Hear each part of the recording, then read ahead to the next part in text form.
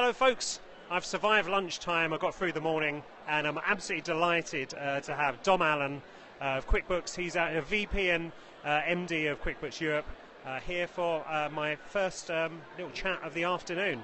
Welcome. Thank you, welcome. You're not a virgin to Periscope interview territory. It's our second. It is our second go at this.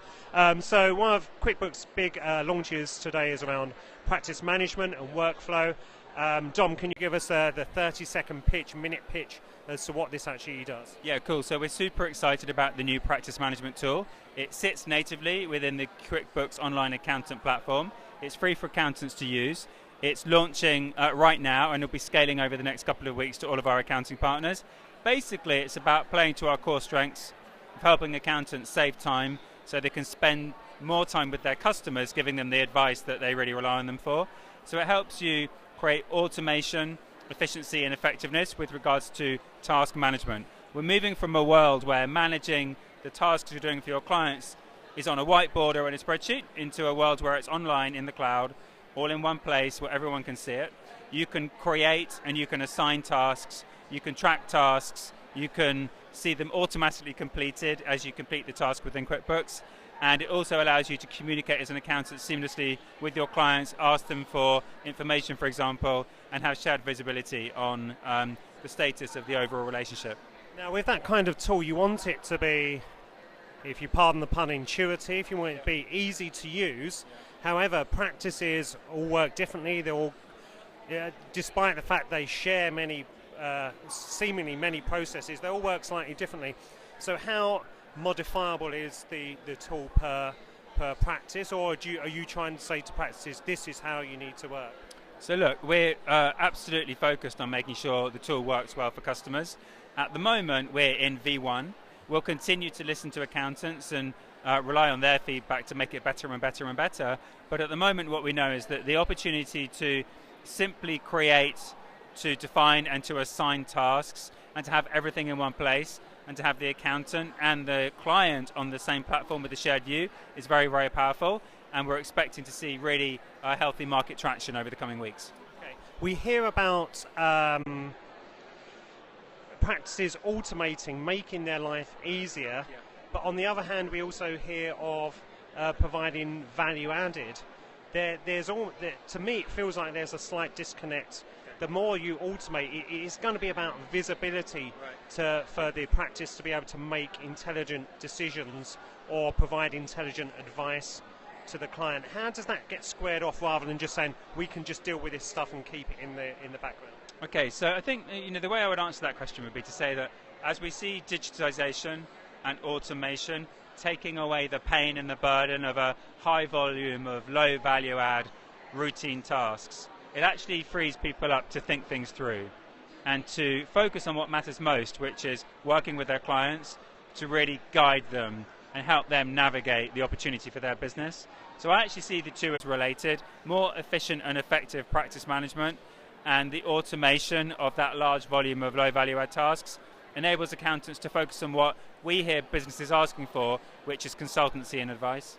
But does that mean that the tool sets that are provided from a technology point of view will almost start to, if you want to provide value added, some of it will be reliant on the information and data that is produced and analysed at the back end itself? Sure.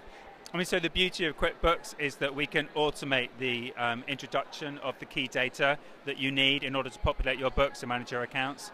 So whether it's bank feeds, for example, or automating the introduction of receipt data by using technology to automate and digitize that process, you're freeing up time, as I say, to think things through and focus on the client needs and really helping them grow their business, which is ultimately what it's all about.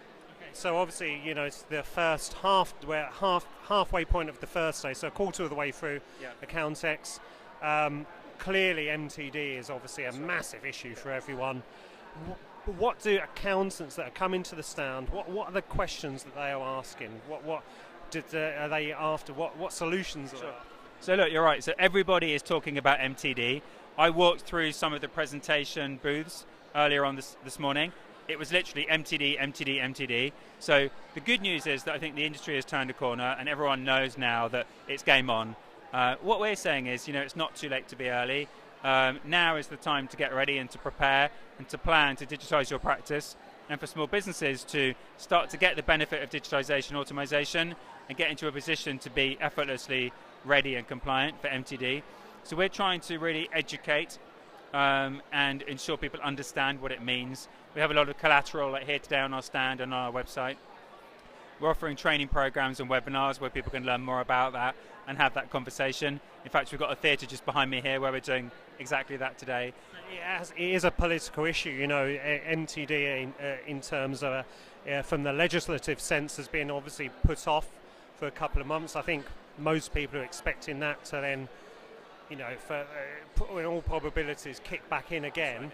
How do we all, get around our business while we're wondering what the politicians are going to do?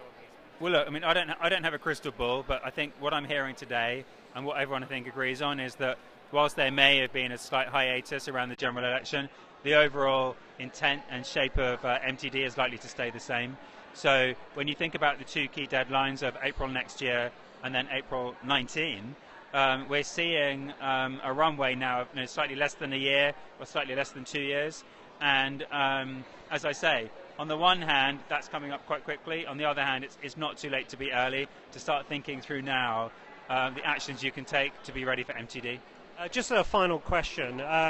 Business development specialists, obviously, many practices are very small, and the chain of practices tends to get very big, and there's not many in between.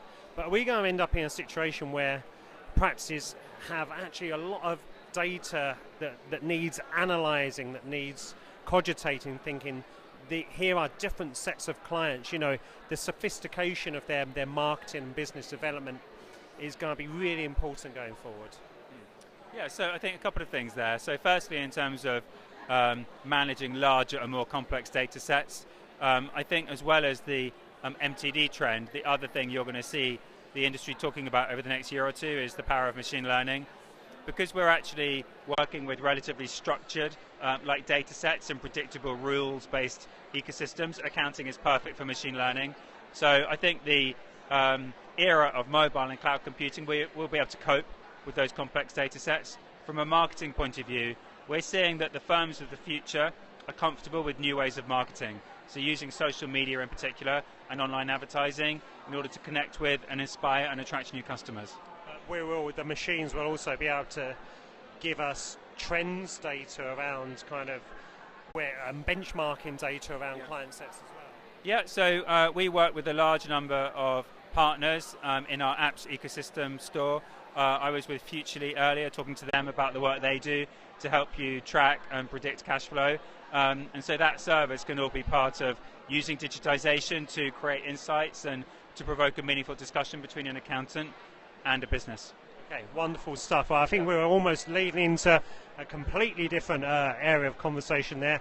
Lots of different providers around here at Accountex that tap into the major platforms such as QuickBooks to give practices the option to provide a range of services and more practice management tools as well. So thank you very much, Dom. Okay, great. Thank you for your time. Thank you for watching, guys.